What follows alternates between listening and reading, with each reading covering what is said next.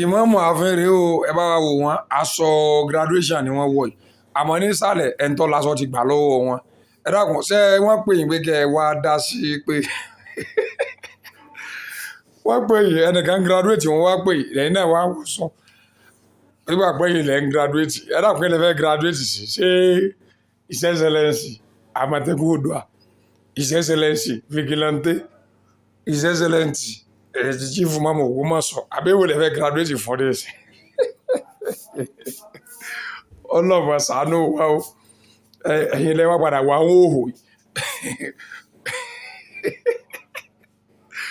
bàbá wa ìmọ̀mọ̀ àfẹ́ lẹ́wọ́ padà wà ń hòhò tí wọ́n padà wọ white ṣé báwọn tó graduate yòókù ṣe rí lẹ́sẹ̀ wà ọ̀gá o nígbà ìyàsọ aláṣọ bínú gbà sọ rẹ̀ ṣé àwọn wa ti gẹ́ẹ̀tì pé ẹ̀ ìsara wọn